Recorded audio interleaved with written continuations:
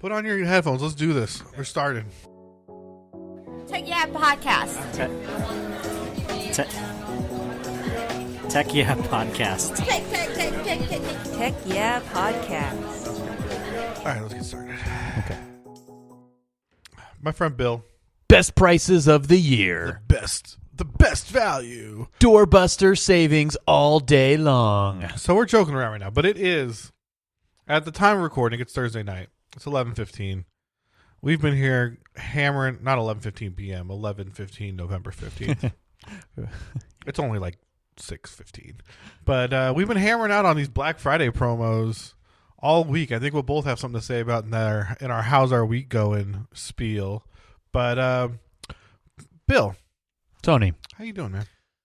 I'm exhausted. My brain has stopped working largely due to the aforementioned Black Friday preparations. Good Lord. It's crazy. And we'll get into it a little bit later. It's so unnecessary. It's so unnecessary. And it will be, eventually it will be unnecessary. But right now, I think we're probably close to peaking on this phenomenon. I would say potentially. I think there's some hope for humanity moving forward. And we will get into it, but yeah, I think that's the unnecessariness. How unnecessary it is kind of the big picture. It seems just so unnecessary in so many ways. But yeah, so we've just been hammering away at collecting, deals for Black Friday and managing other people's craziness, which compounds your own personal craziness. I heard that. So, I think everybody in our industry and other industries would probably agree that the internal craziness of it is compounded by everybody else's heightened stress. And we're still waiting to get our Monday deal list, bro. Oh boy. Yeah, my week's been going okay. I'm gonna jump right in and get on with it. My week's been going pretty good. I mean, it is Black Friday week coming up next week, and we advertise all month, but it's been pretty crazy. I mean, as far as email on our side, it's not as intense. We send a lot of emails, but they're pretty rinse and repeat. I think the thing is I've had a lot of meetings this week. I have a lot of meetings tomorrow.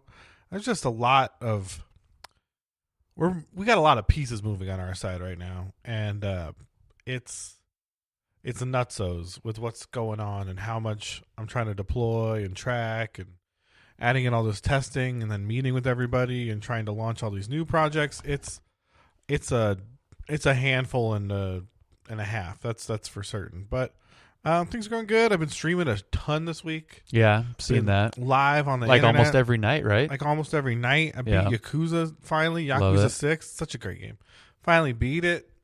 So just kind of knocking off some of that old stuff on the list, some of those games that have been lingering. And having a good time. Last Saturday, we got a ton of people from the Discord together. We all played Overwatch. There was like 8 or 10 of us. Nice. We played custom games. It was so fun. We played like all night. It was a good time. I haven't had like a gaming session like that in such a long time. Yeah, that is fun. It's just a ton of people. That's just You're an all old in Discord. school. Yeah, it was. Everybody's yelling at each other. Yeah, and you're just playing like every stupid game mode you can think of. Revive me! Run that guy's around the corner. He's down here. Yeah, everyone's just giggling. It was such a good time. He's on the balcony. Get up! Shut him over there! I got him over here. He's over here. Oh my god! He's rising. Oh my god! Yeah. It was such a good time. But in lieu of that, I also got an email for us. A special. That's great. It is great. And if you guys want to email us, it is techyeahpodcast@gmail.com. I'm glad you're a professional because I totally forgot to do the this is our email lead in. And also share with a friend. All right, that's my other homework, right? To make sure for the love of God, share this with a friend. Yeah, just share it with somebody. However you're listening to this, everybody please right now hit the little share arrow and send it to a person. Send it to your mom. Yeah, send it to your mom. Say happy Black Friday week. Yeah, happy Black Friday week, Mom. You'll learn about deals here.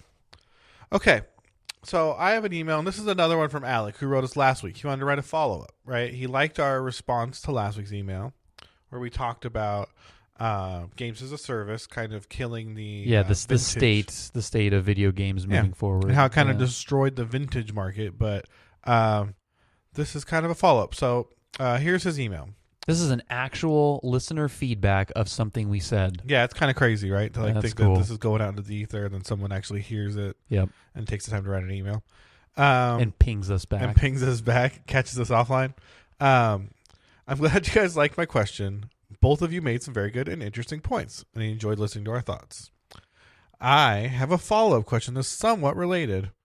When we start to see these online games closing down, especially the ones that are games as a service, do you think we will see fans of those games try to revive them? For example, we saw a lot of game online service, including Battlefield 1942, hindered by the GameSpy shutdown. I don't know if you know what GameSpy is, but we'll get to that. And people came up with ways to get the servers back online. If you think we'll see more of these revival projects, how do you think publishers, developers will react? Thank you for answering my questions. I really enjoyed listening to the podcast. Keep up the great work. Thanks, Alec. Hornet AMX 77. Love you, Hornet. I think I'll just jump in and say... You know what GameSpy is? Yeah. Okay.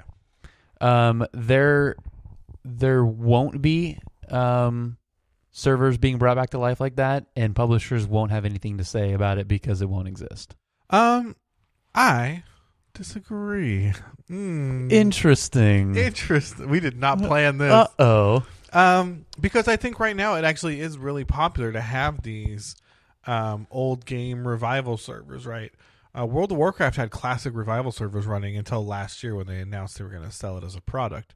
And that's when they kind of took action to shut down the existing servers. But I want to say Ultima's always had these types of servers running, these private shards, as they call them, like server shards. And so I don't think it's going to be every game, right? What? Shards. Yeah, I think that's what they call them. I think that's what it is. Because it's not a whole server. It's like a shard, right? Like it's a piece of a server. I don't name them, okay? Somebody out there listening laughed at that too. It's not just me. I don't name them, okay? But so I think if there's an audience that's looking to play these, I do think that they will exist. And I think for the most part, unless they're super popular or developers are going to resell that product, anyone really cares, like, you know, unless it's like Disney or something. Like I could see Disney getting involved or Nintendo, right? If it was a Nintendo product. But I think for the most part, we've seen that you can kind of get away with it as long as nobody's making any money.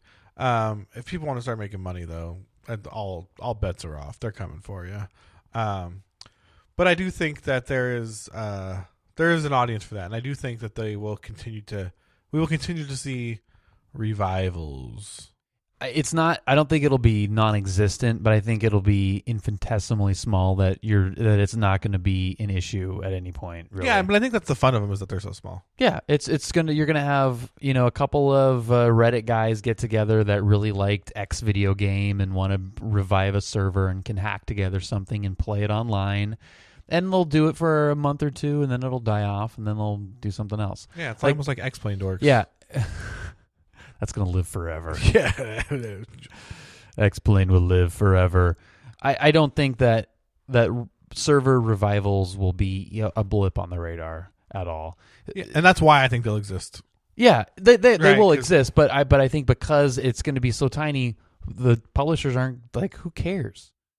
Yeah, I mean, they eventually end up caring, right? Because that's what I mean. They have cared for ones that have existed, right? Like the World of Warcraft shards, the World of Warcraft classic servers.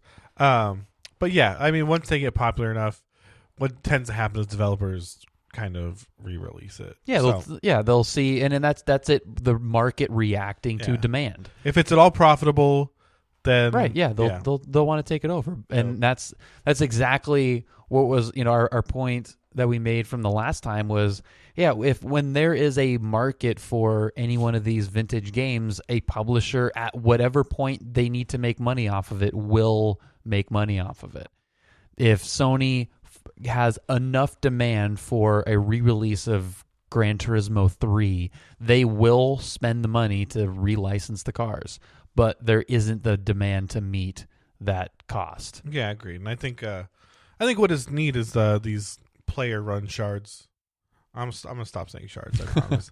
These player-run servers do give audiences an opportunity to kind of show their level of interest in a way that I think just tweeting or these like bring back Shenmue campaigns don't really have that effect. But when you see people doing the work and the server's filling, then you start to be like, okay, well maybe this is something. Yeah, breathes new life into it, and you don't have, because I'm sure there are plenty of times that a classic game has been re-released and it just kind of like fell flat. And they probably, they know what the data is, and because a lot of these classic re-releases have been digital downloads from the PlayStation Arcade or similar services through Nintendo, and I think Microsoft, not as big as Sony, right? PlayStation, like the classic game arcade kind of. No, because Microsoft does backwards compatibility for a lot of their stuff. Okay, so you kind of get access to it. Okay, yeah, like in a more right. In like a you own it kind of way. Yeah. So the publishers know exactly what kind of legs some of these re-releases have. And they know that, like Sonic comes out and there's a re-release of Sonic 2 and everyone gets super excited and plays it for a week and realizes that, oh yeah, new video games exist and this is boring. Yeah. And they stop playing it for 2 weeks. So why are they going to invest a bunch of extra money to bring back servers that are predicated on replayability? And that's kind of, Microsoft enabled backwards compatibility, and that was kind of always the line, is that no one really plays these old games. A few people do. It's something like 2% of playtime is dedicated to backwards compatible or old games. Yeah, that's interesting. I never heard that stat. But But that one I think was different because it seems so easy to just do. It's very hard. Like, just let us play it's the same disc. Hard. Just let us put the disc into the thing. So with Microsoft, it's a little easier because they have Azure, right? They run the Azure hosting service, right? So they can. What Microsoft literally does is create virtual clients for Xbox 360s that run backwards compatible games for the Xbox One, right? They can't natively run Xbox 360 games on an Xbox One. So a lot of the times it's running through a virtual client. Okay. Sony doesn't have that backbone, and the PlayStation 3 uses a Cell processor, which is like a very unique processor, to say the least, that was hard to develop for in its day and even harder to emulate, right? No one emulates PS3. It's very hard to get those games backwards compatible. The good news is PS4 and Xbox One both run x86, including the Nintendo Switch. So every modern game is basically running on a PC of some sort. Every modern console is a PC. Yeah, that was not the case in the last generation. Which is totally that's all stuff that I really didn't know about. But just the perception of it, is that it's a CD, it's a disc, it's a Blu-ray, whatever it is. It's a compact disc form factor. It's actually funny. Old PS3s actually had PS2s inside of them, so they could run PS2 games. That's how they were backwards compatible. They had two processors, and they actually had both consoles. That's awesome. Housed inside of the case, and they stopped doing that after a while to bring costs down. Yeah, because no one played them, and they were like, "Man, we spent and this thing is $700. Yeah, this costs so much money." Oh, PS3, you blew it. But I think that basically answers the question. I think we kind of are at a consensus that there'll be small niche communities trying to play old games. If they get hot, they'll be brought back by the first party developer or whoever can find them. If there's an audience, if there's profit to be made, there's a way. I think that's kind of the consensus. Yeah, on for that. Sure. Yeah, and that's a great way of showing your interest in a game, and it might be brought back. Yeah, absolutely. Just like people buying up Family Guy DVDs and after it was canceled. It's the best way to bring something back is put your money where your mouth is. Put your money into it, or your eyeballs. Yeah, or your time. Yeah. Hornet, thank you very much for the question. I appreciate the input. And thanks, Hornet. Once again, if any of you guys have any questions or comments or think we're a couple of losers, email us, techyapodcast@gmail.com. So, Willie Buttons. The thing I want to talk about today, and we were alluding into it hard in our kind of pre-show or our greeting, is Black Friday, right? And I think I'm going to jump right into it because you kind of already started. And there's another story in the news today that I think is abstractly related because of what you said, right? I think that the thing we're seeing is kind of the unnecessariness of something like Black Friday in this era of constant connectivity, constant, aggregated deal feeds and news feeds and email feeds. And I don't know if you saw this thing, 'cause this got announced like literally this morning, but Sony announced they're not going to be at E3 next year, right? And I don't know if you know, but E3 is like the biggest video game show there is, right? Everyone's there. Microsoft does a conference. Yeah, it's the Sony show. does a conference. Nintendo does a conference. EA does a conference. Bethesda does a conference.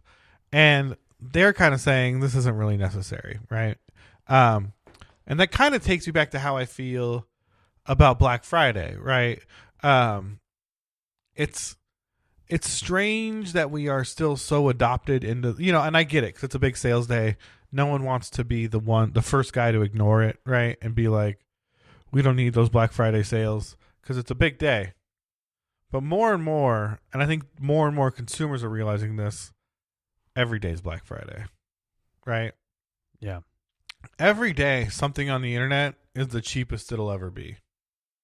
Or the cheapest it's ever been,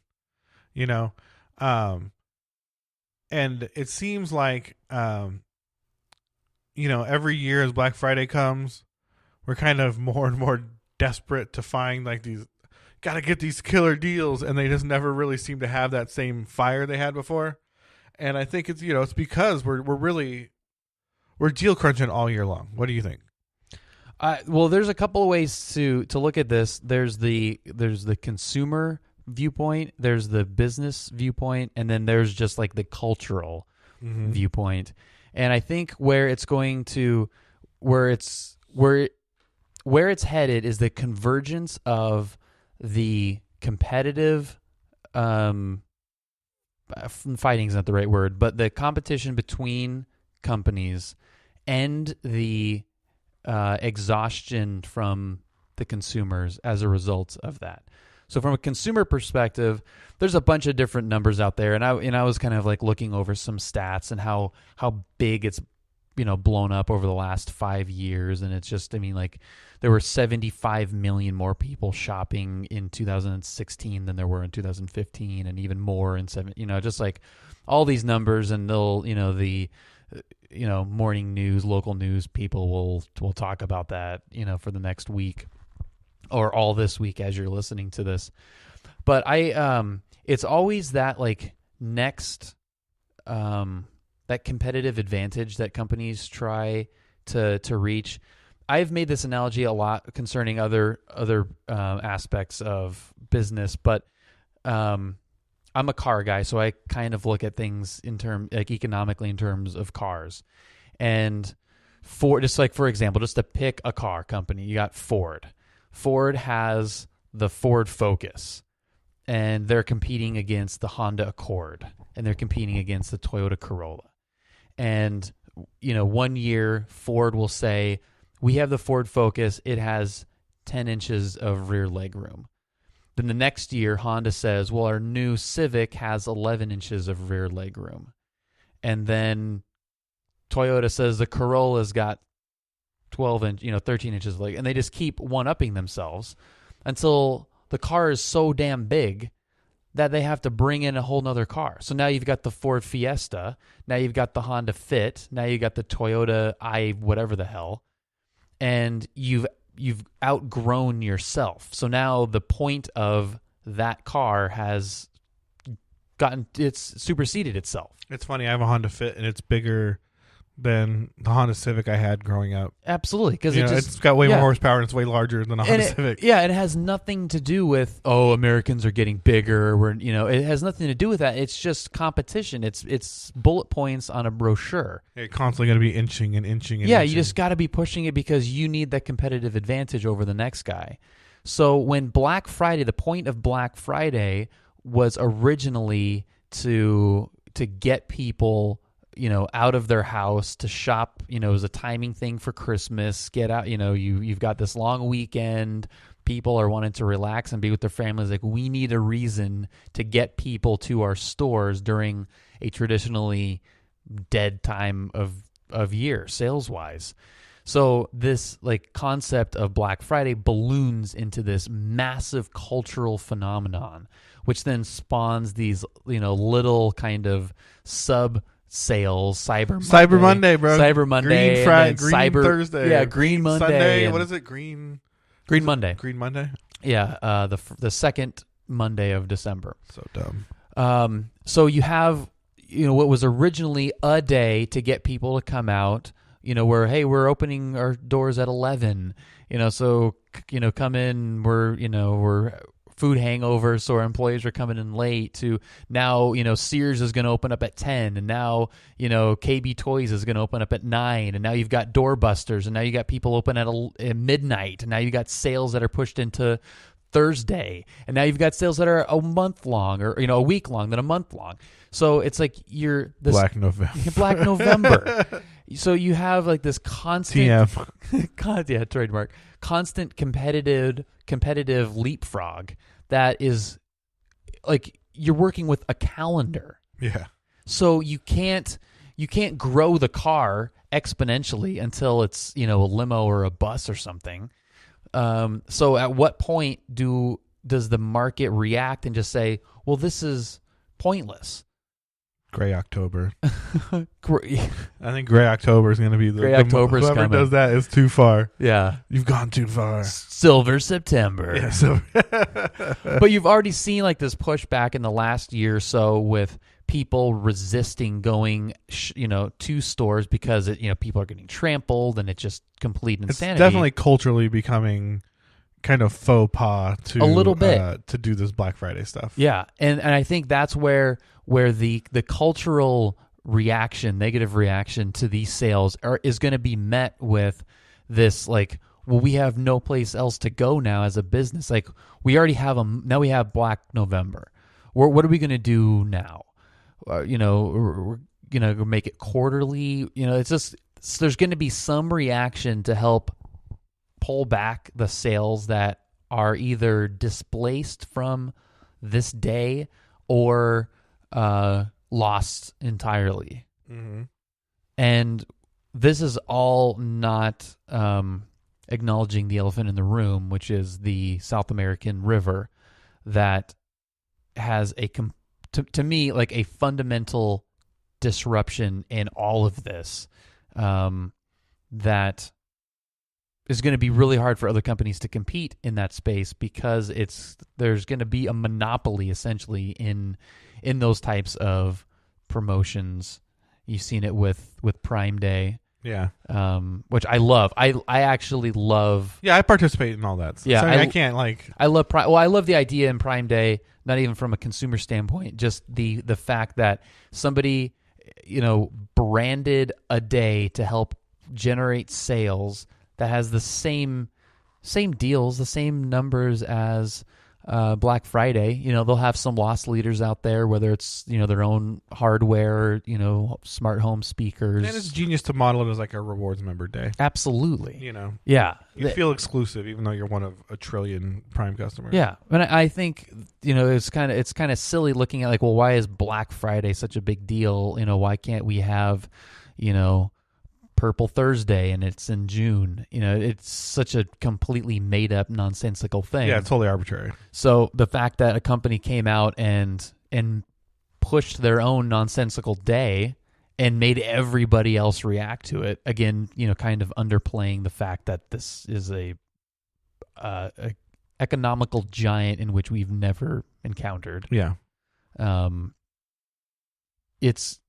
It has to change. It's already changing, and I think we're coming to the tipping point.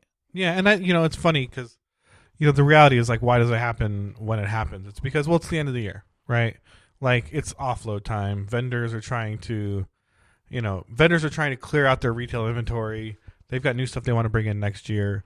They're willing to take bottom line hits to achieve top line goals. C-level employees are interested in their P&Ls at this point and want to ensure bonuses, so they're willing to take bottom line hits to ensure top line goals. There's a lot of reasons at this time of year and going into December why you see these lower prices. And the thing to remember is they'll continue until the end of the year. Like, they're going to continue to try and drive sales all the way up until Christmas and even after Christmas for a bit, because they want to close as many invoices before the end of December as they can. But that's true regardless of the year, regardless of Black Friday. It's always been true. It was true last year. It's true when car model years flip.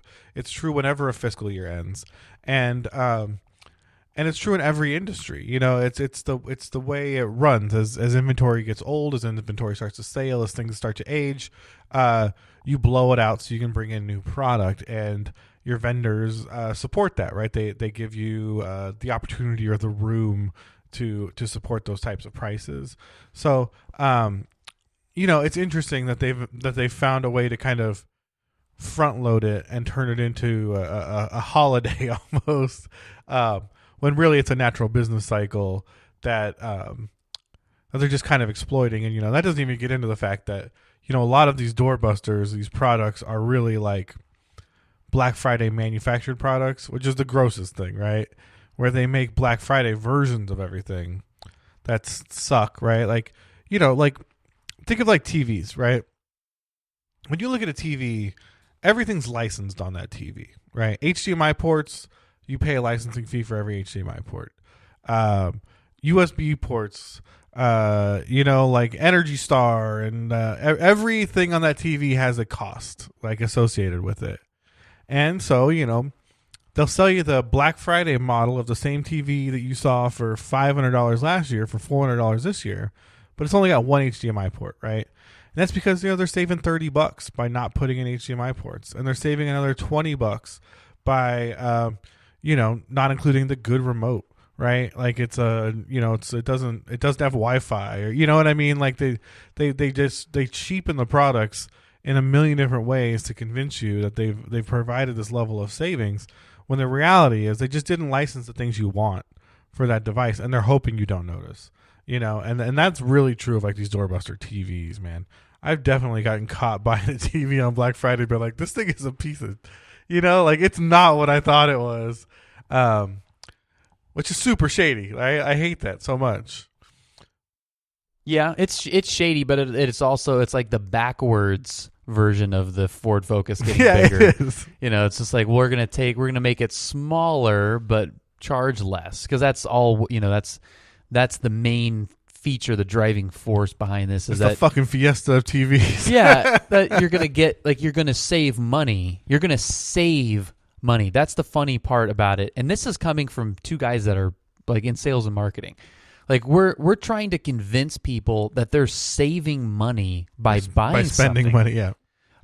Which is why I think Prime Day is so genius, because they've convinced people to spend more money at a different time of year, which doesn't coincide with a holiday of giving. People, this could be completely wrong. This could be dead on right. But if the average person spends $1,000, $300 of that is for gifts. So they're spending $700 on themselves.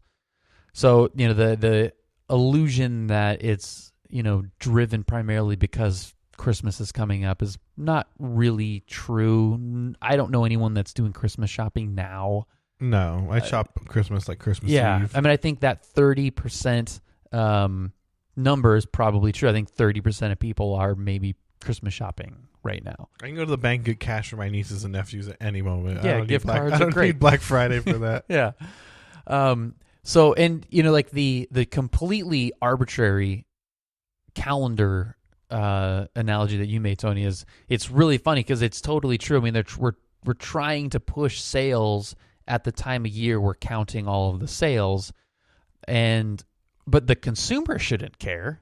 Yeah, no, absolutely. That was not like, that's a business side. Like that's a behind the curtain talk. And which is another reason why I think like and it's just Prime Day is the only real example, but to have another kind of spend your money holiday, in the middle of the year, to me makes more sense because it's not like they don't get Black Friday.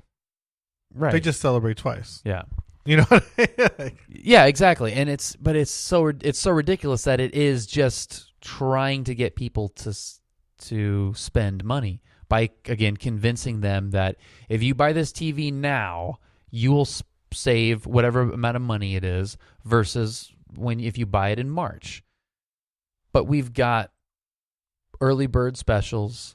We've got Black November specials. We got Black Friday week specials. Black Friday week reloaded. You got doorbusters. You got Black Friday is here. You got Black Friday is here. You've got Black Friday weekend extended. You've got Cyber Monday. Cyber Monday. Cyber Monday. You got Cyber Week. Cyber Week is coming. You've got clearance sales. You got pre-Christmas. You got year-end closeout. Year-end closeout's the spot. That's where you get that's where you get some deals, man. I mean, it's like honestly, where is the best sales? Yeah. I don't know. I'm in it. Yeah, I don't know. I don't know where I could not say like, hey, make sure to shop or browse X website on this day. I would have no idea. Here's one thing I'll tell you. And one thing I've figured out from watching this for a long time and being a nerd and buying tech for such a long time. It's never worth it.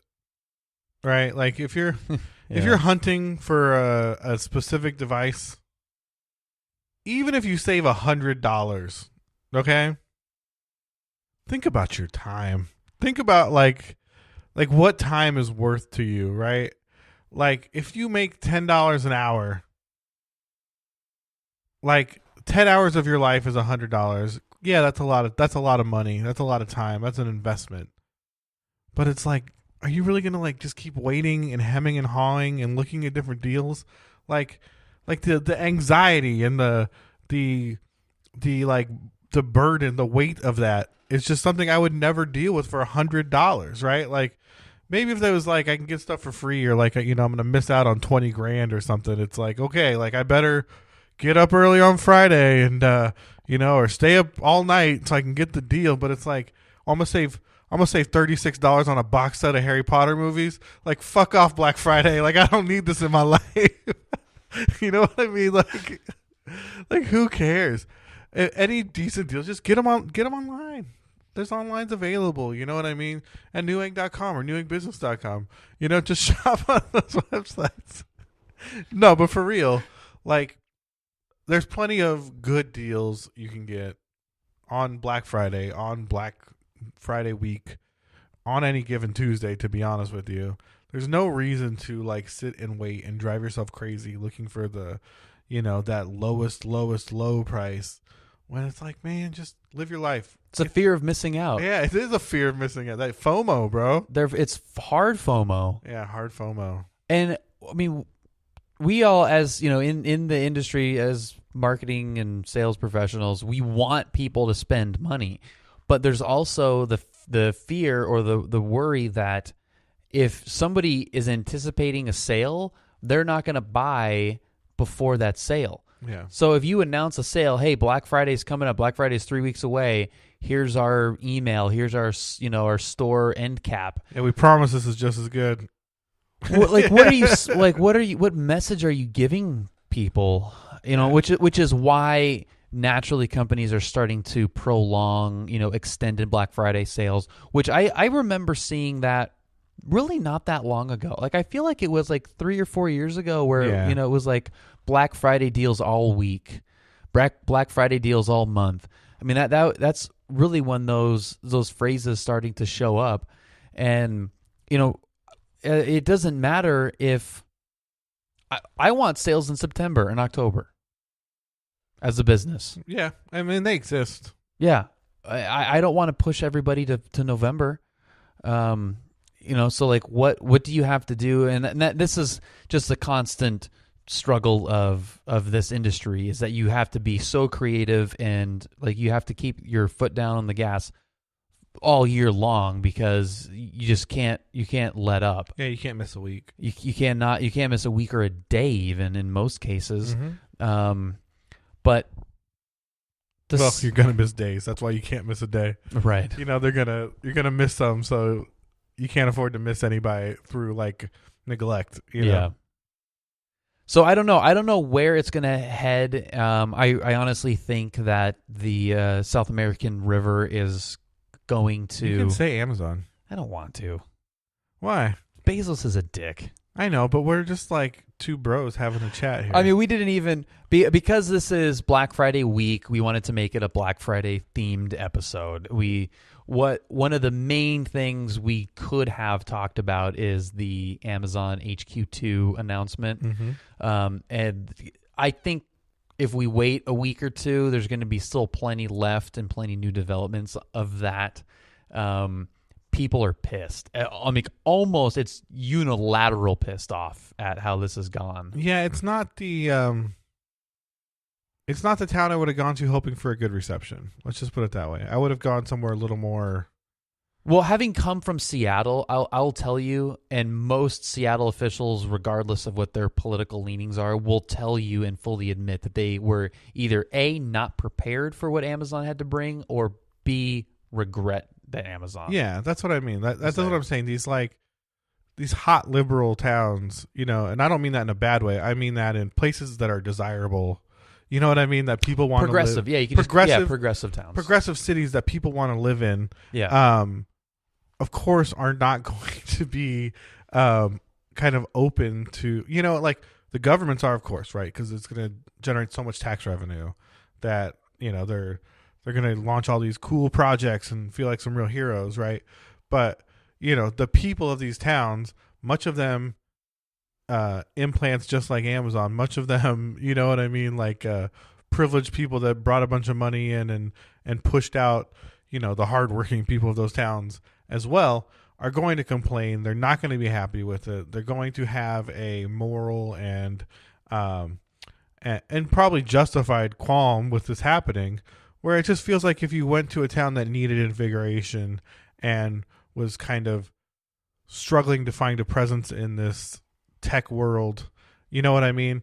You could get a better reason. If they went to Kansas City, you know what I mean? Like, I feel like there would be a little bit more to cheer about from Kansas Cityans and Royals fans, I guess. You know what I'm saying, though? A little bit. I mean, I try to look at it from both sides because I've kind of semi-lived through or seen what the negatives can be, but there's also huge positives to it.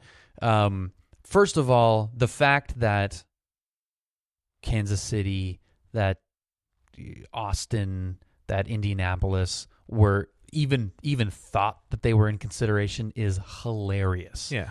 It's absolutely ridiculous to think that they were even going to be considered. Amazon knew that they were going to these two cities. They knew it was going to be a town near New York, one of the boroughs, and it was going to be near DC. Those two locations are not out of the blue. Yeah. Jeff Bezos owns the Washington frickin' Post. He's a highly active activist and government and wannabe or is a government influencer. He also has a huge presence in New York, and he lives in New York. So if you're the richest person on planet Earth, if you're worth $150 billion, would you want to spend 2 freaking seconds in Indianapolis except for your plane being refueled? Yeah, for sure. Honest to God. Yeah. And no offense to anyone in Indianapolis. It's a fantastic city. I've been there. It's great. Yeah, it is lovely. great. It's a lovely, great town. But if you were worth $150 billion, people of Indianapolis, would you still live in Indianapolis? No freaking way. I'll say this, as much as I hate the Midwest, I love the Midwest. Yeah, so do I. Yeah. Yeah, I've got ties to the Midwest. Great place. And I'm not picking on Indianapolis. Would you live in Austin? No. Would you live in, Atlanta? No. Would you live in any of the other 18 places that were on that list? No. You would live in either Los Angeles, New York, maybe DC if you were into that scene, which Bezos is. He owns a political leaning newspaper called the Washington Post. I mean, let's be honest. There's 5 towns, maybe 6 in the country where like progressive people live. right? LA, San Francisco, Portland, Seattle, New York, and Chicago, maybe, right? I think Chicago's pretty hot right now as far as young people wanting to live there. Yeah. But, I think outside of maybe like Austin a bit. But I don't even think it's a progressive conversation, though. I think it's just, where do you want to live? I think it's... As a billionaire, because he's the one making the choice. Yeah. Yeah. No, I agree. I'm just saying, outside of those towns, I just don't know where... Yeah. And I know people are like, all the argument was, well, Indianapolis is a central hub, so there's an airport right there, so you can get in and out. You can go. It's like, okay, first of all, they weren't looking for another shipping location. They got plenty of those. They're looking for a second headquarters where they can house. Remember when we weren't going to talk about this? Yeah, I do. But it's kind of fun. Yeah, go ahead. They're looking for a place to house smart, highly paid people that are doing, they're coders, they're sales people, they're marketing people. Well, they're not dumb. They understand that a desirable location is probably the most important thing in hiring. Absolutely. Right? For these jobs. For these jobs. For these specific jobs. If it's a warehouse in the middle of nowhere, that's not that important. You hire locally. You're not importing a bunch of jobs.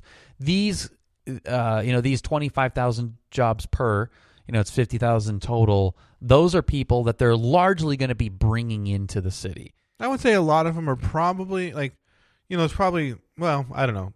You're probably right, actually. Yeah. When I think about who I know that works at Amazon, people that have gone to Amazon and just their general workflow and profile, yeah, most of them are imported. Yeah, the Seattle headquarters, most of those people, the profile of that city changed as a result of all of the transplants to Seattle. And most of them are imports from LA and San Francisco. Yeah, absolutely. Yeah, and frankly, from all over the world, for that matter. Yeah, globally, if you're. But it's not like a bunch of people from Kirkland and Puyallup are now going to start working for Amazon. Yeah. It's just not the case. People from Wilmington and from Bethesda aren't going to go, oh no, there's a new job posting in town. I don't know, those Wilmington techies can really get it done. Or Williamsburg is, I think, what I was thinking. I don't even know. I'm just Brooklyn, the Brooklyn little town. It's not the local people that they're trying to go after for this. And going back to the Black Friday thing, the reason that we even brought this up was that that Amazon is gaining so much momentum and so much steam that it's going to take something pretty substantial to stop them from taking everything over. How long before they're broken up? Realistically, I would say probably like 8 to 10 years before they're broken up. I would say 8 years. I would say, depending on this next election, I think it's going to be hard pressed for a Republican to break them up. Right? I think it's going to be more of I think it's going to be a progressive move. I think it's going to be viewed very negatively. I really do, because it's Bezos is crazy left, though. That's fine. I don't think it matters if you're left or right. I think. They broke up Microsoft too, and it's not because I think that it's a right or left wing move. I just think that it's going to be one of these progressive majority things, right? Where that's just how I see it. It could be wrong. Yeah, I would say that Bill Gates is agnostic in terms of his political leanings. Like, we don't really know what he is. He's not outspoken one way or the other. Bezos is, and has a open feud with the Republican Party, the right side of the aisle. God damn it, we're talking about politics again. It's important. We're not talking about it. Yeah, I'm not saying who's right or wrong. Yeah, I don't care. So we're okay. This does not. We're not breaking our rules. It's not politics. Yeah. So I think Bezos being so close to Washington now, which is for the sole purpose of well, he knows he's going to have to fight. Well, he knows he's going to have to fight his case. Lobbying. Right? He's there to lobby. Well, he's going to have to try and change monopoly laws, right? Yeah. Like that's the only way he can even hope to continue to exist. I think by having so much marketplace on his site, he's kind of found a way to be like, no, it's it's not a storefront. It's a platform, and that'll get you so far, right? But if you're taking profit off all those transactions, then they're skimming off of all. Then of it. Ultimately, it's all your transactions. Yeah, it's not a friendly place to sell your stuff. No, and so I mean, it's not if, it's when, right? Absolutely. There's no way it's going to be allowed to continue in its current form. Good for Bezos. He's going to make $1.5 trillion before anyone can put a stop to it. I think before people even react, fine, yeah. like he's going to make so much money, like more money than anyone's ever had. But I think he's a jackass, but he's a genius. I think he's a jackass too. But that's neither here. I think everyone with a lot of money is kind of a jackass in some ways. You have to be. You've Yeah. got to be hyper assertive. You've Yeah. got to be nuts in order to make that much money, to make the decisions that he's made. To There's get a to lot of where he is. negativity comes with, I was funny. I was telling a coworker, like, every good thing you have comes on the back of someone not having something. You know what I mean? Like, right. like it's not. There's no, and this is, I shouldn't say 'cause it's kind of political, right? But there's no equity, right? Like it's all given. Like you want a flat screen TV? Well, someone's fucking eating like bad water tonight. You know what I mean? Yeah. It's the sad truth, and it's Bezos is like the extreme, right? Like his trillions comes at the cost of so many people and so much bullshit. Yeah. And the positive side of it, because I think there is a large positive side for these communities that, poor Washington D.C. and New York City, they really needed a break. I'm really glad that they got this break. But a lot of the outcry right now is that the housing prices are going to go up and it's going to push people out, that have lived there for a long time, which is really, it's unfortunate, but I don't think it's like an injustice necessarily. I think that might sound, like, an incompassionate statement to make, but yeah, you are. If you look at what's the name of the city in New York? I can't think of the name of the actual little city that. I don't remember. But whatever I've it seen is, it on Twitter like a million times. Yeah, and I can't. I'm just completely blanking on the name of it, but it's a part of Queens. It's a part of Queens. I was going to say Queens, but I know. It used to be a complete dump. My dad grew up not too far from there in Bayside, Queens, and I'm blanking on the frickin' name. Tony will find it through the help of the overlords at Google. But it used to be a dump. I mean, if you lived there, people would think like, "Hey, what happened to you? Like what went wrong in your life?" That Long Island City. Okay, yeah. I mean that it was like a stop on the Long Island Expressway going into Manhattan. I don't even know what that is. It was just like a tiny little sliver. Just like warehouses and crappy. So they're going to go in there and they're going to make it gorgeous. And there's going to be, there already are, beautiful high-rise luxury apartment buildings and all that stuff. And, if you think that all those 25,000 people that have high-paying jobs are not going to be buying groceries, getting their hair cut, getting babysitters, going out to eat, buying clothes, and helping the local economy, you're crazy. Which is why a lot of these municipalities went so hardcore on the tax breaks, because it's great for your town, man. Yeah. Well, yes, the business itself is getting a tax break, but the 25,000 people that are getting paid hundreds and hundreds of thousands of dollars a piece are going to be pumping that money back into your economy, paying sales tax, paying property taxes, paying local businesses, supporting stuff. I mean, it's like it's hugely beneficial in a lot of ways, and it's also hugely detrimental in a lot of ways. Mostly, and especially coming from Seattle, knowing the infrastructure limitations there, New York and DC have largely the same infrastructure. Especially, they're so space capped. It's really crazy. I mean, that's one thing I think living in LA that like it's hard to relate to is that we have so much space, right? Like I think that's kind of the beautiful thing about LA in a lot of ways. It's that we've been able to expand out so much that, ethnic communities have continued to exist. Like you can still, LA is as populated and as full of giant companies as anywhere and ritzy rich people, but there's still a little Somalia, right? There's still a little Koreatown. There's still these locations where ethnic communities kind of spread out and find a home. It's very flat. And open their businesses, and you can still have that cultural melting pot feeling you get in I guess, that feels more historical, where, a city like Manhattan or even San Francisco, you go to San Francisco now and it feels like Rancho Cucamonga, the island, right? Like it's fancy Columbia jackets everywhere. You know what I mean? Like it just doesn't feel and it's it's very vertical. It's very vertical. It just doesn't feel authentic at all. It's not. As much as they try and keep the facades everywhere, right? It's like an amusement park almost, right? It doesn't feel like, oh, this is what San Francisco is. Yeah, this is, it's like, no, this is just a gentrified multi-million-dollar. Yeah, there are 2x4s holding up that town for sure. Yeah, for sure. And that's definitely going to continue in New York. It's not like this is the first borough that's gone the way of the dodo because of corporate enterprise taking it over. I mean, Manhattan is gone. You know what I mean? Like it's just the way it is. It's a natural way of things, and this too will pass.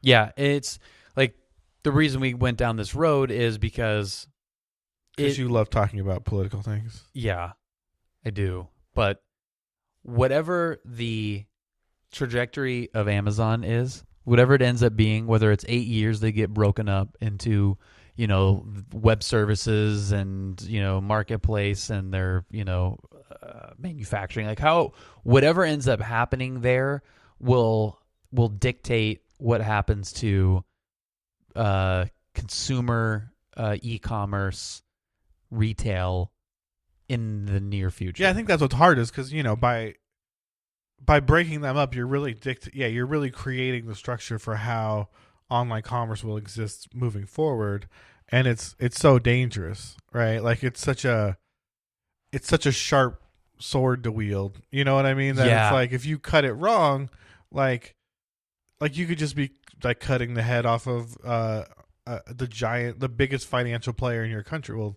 I guess the third biggest next to Apple and Google, but one of the largest financial players in your country, right?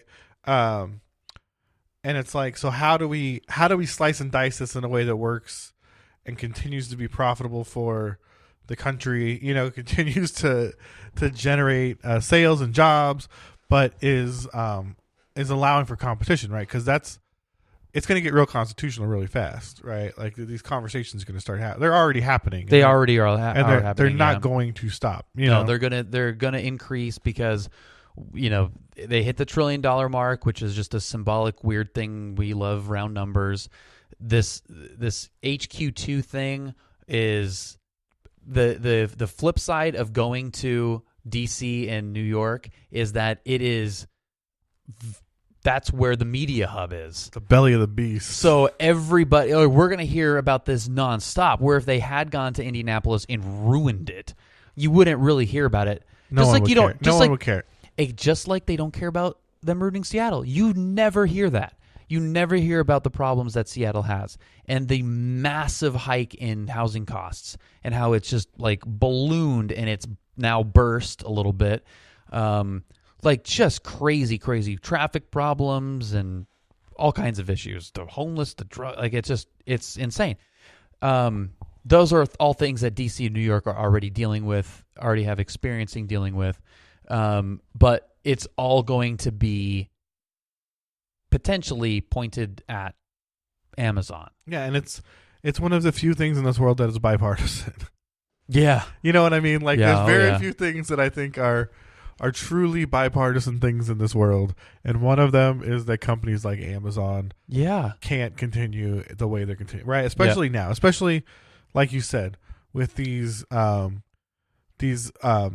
progressive communities and DC and like getting the Amazon effect, like this will come to a head faster. I honestly think Bezos's plan is bring this to a head faster than Washington can respond to it. You know what I mean? Yeah, probably. Like I'll bring the fight to them. Right. I'll win the fight before they get their gloves up, and then I will be secure.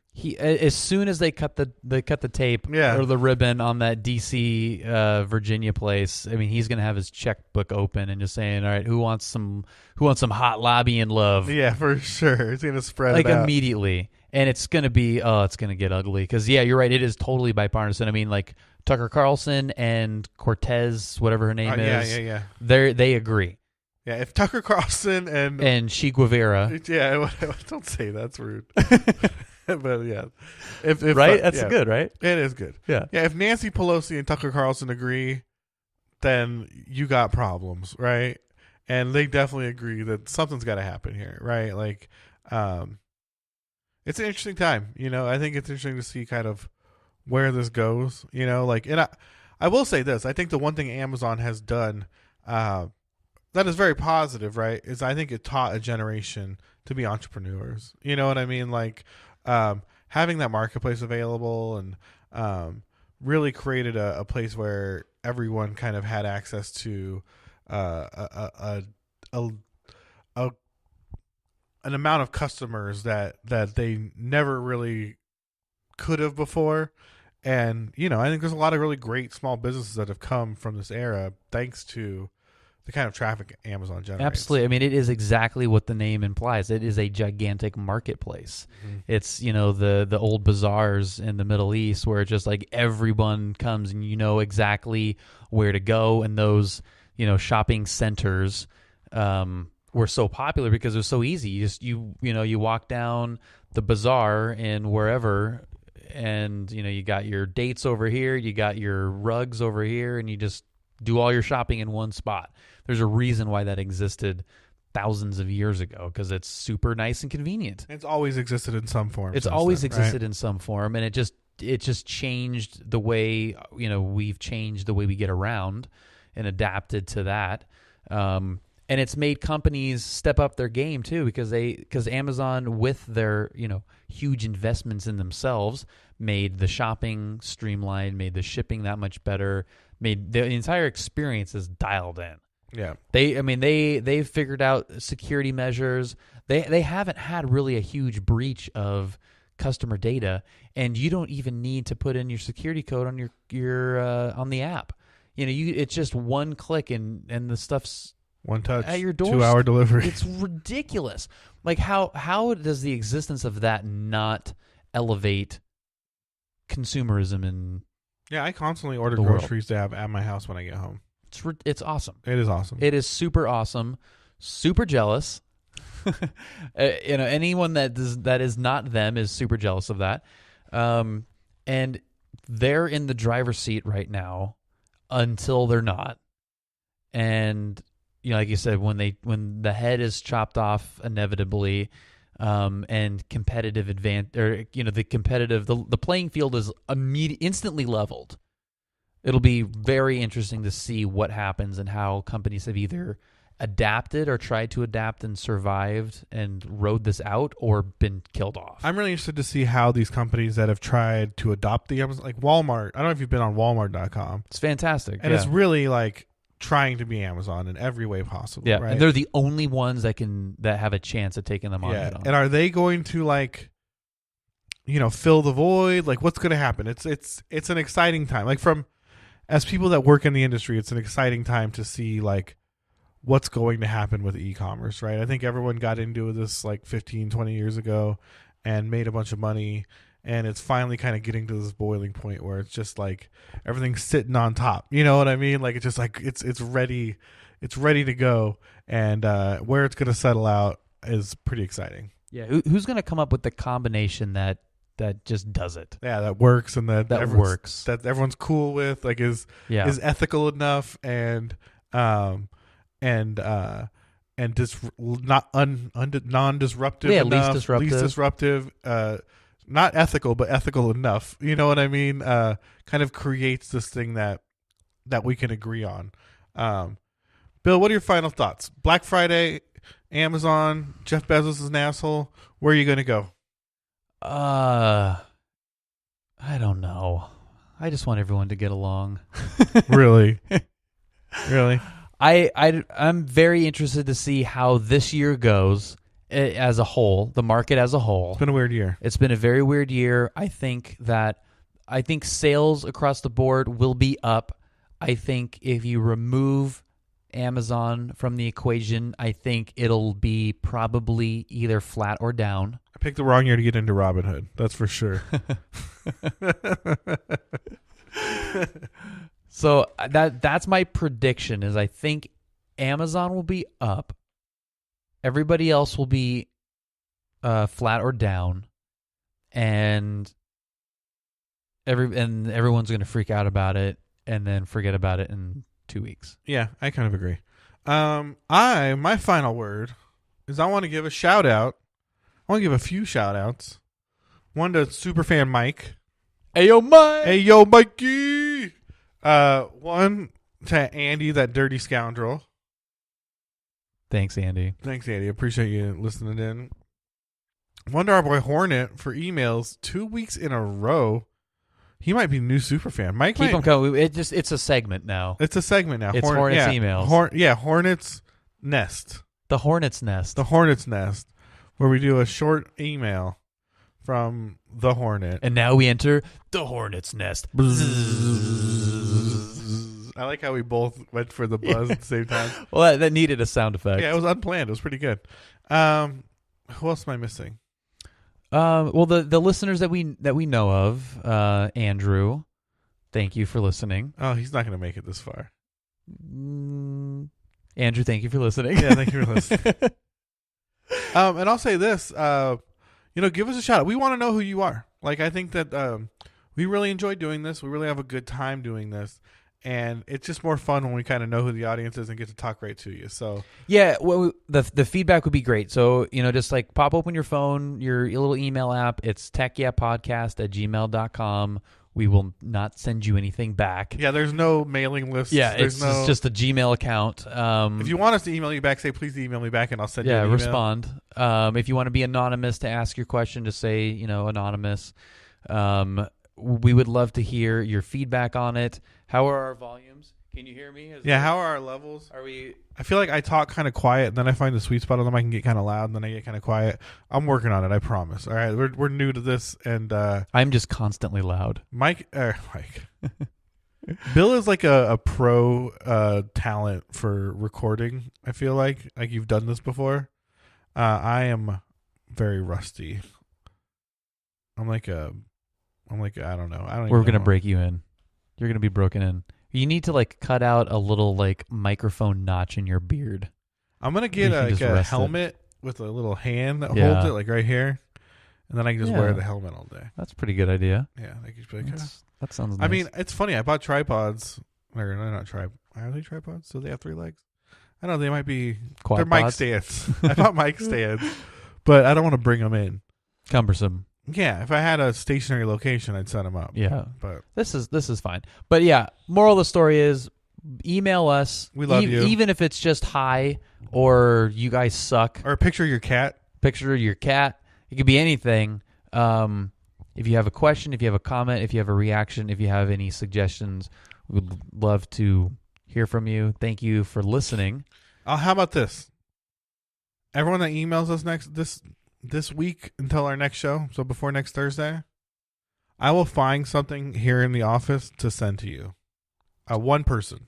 I'll pick one. Okay. So if it's just Hornet, it's just Hornet. Something dumb, like a sticker or a shirt or something. Okay.